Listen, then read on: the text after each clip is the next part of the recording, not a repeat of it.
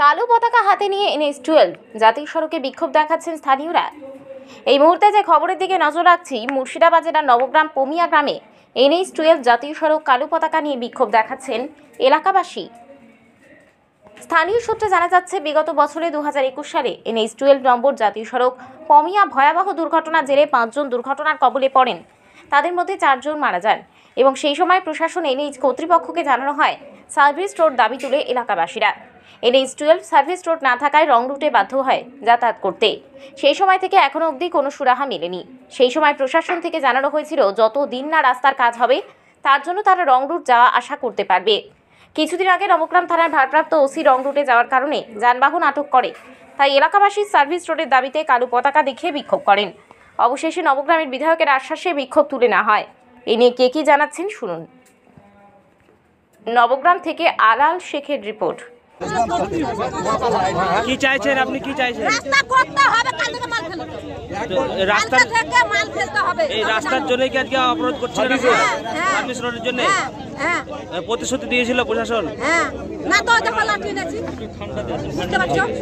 লাঠিটা এমনি নাচি ঠান্ডা করার লাগে। আপনার নাম? নাম নাম শুনে কি কাম? নাম বলেন, বলতে হবে। ট্রাফিক সিস্টেম ওরা কথা দিয়েছিল করব, সার্ভিস রোড করব, 4 বছর হলো হয়নি। আবার এখানে আমরা দেখছি যে আমাদের যখন কিছু গাড়ি ঘোড়া আসছে, ছোট ছোট টোটো ইত্যাদি, তখন দেখছি পুলিশ তাদেরকে তুলে নিয়ে হাজতে ঢুকিয়ে দিচ্ছে। এইসব কারণে আবার গ্রামের মানুষ ক্ষিপ্ত হয়ে আজকে তারা রাস্তায় রাজপথ দখলে তারা নেমেছিল। ইতিমধ্যে ভারত পাকিস্তানের যুদ্ধ, আমাদের দেশ রক্ষা করা আমাদের কর্তব্য। সেই কর্তব্য অনুসারে আমি অনুরোধ করেছিলাম কালকে রাত্রে থেকে যে তোমরা অবরোধে যাবে না। প্রশাসনের পক্ষ থেকে মানুষ, আমার বিশেষ করে SDPO সাহেব আমাকে কালকে 10 বার ফোন করেছে, সকালে ফোন করেছে। আমরা এই রাস্তা অবরোধে যাব না।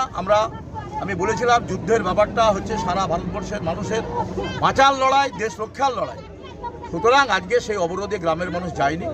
এখানে আজকে হাইওয়ের যারা এখানে অথরিটি আছে তারা এসছেন, SDPO সব টোটাল ওনার স্টাফ এসছে, সবাই এখানে এসছেন। এবং আজকে কথা হলো যা মোটামুটিভাবে চেষ্টা হচ্ছে 1 মাসের মধ্যে সার্ভিস রোড ট্রাফিক সিস্টেম এখানে যাতে করতে পারে সুষ্ঠুভাবে, তার ব্যবস্থা তারা কথা দিয়েছেন। আমিও যা চিঠি করার ডিপার্টমেন্টকে আমি করছি, আগে করেছি, আবার করছি, 4 বছর পরেও করছি।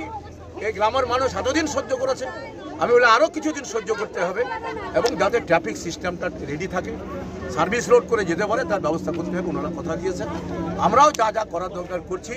যে কারণে আজকে ভারত সঙ্গে পাকিস্তানের এই যুদ্ধ, এই মুহূর্তে দাঁড়িয়ে দেশ রক্ষা করাটা আজকে সকলের কর্তব্য হিসাবে, আমাদের জীবন মরণ লড়াই হিসাবে আজকে আমরা বেছে নিয়েছি এবং এটাই হচ্ছে আমাদের কর্তব্য। সেই জন্য আজকে ওনারাও এসছেন এই জায়গায় দাঁড়িয়ে আমাদের।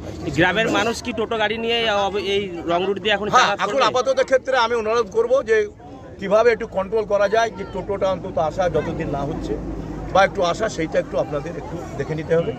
যে 1 মাস বা যদি 10 দিন 20 দিন সময় লাগে, এইটা আপনাদের দেখতে হবে যাতে এটা নিয়ে কোনো ডিস্টার্ব না হয়। আমাদের লোক সাবধানে আসবে, তা সত্ত্বেও যদি একটু ট্রাফিক সিস্টেম করে যদি টোল এই 1 মাসের মধ্যে এই আমাদের ভরসা আছে হাইওয়ের উপরে, আমাদের ভরসা আছে প্রশাসনের উপরে।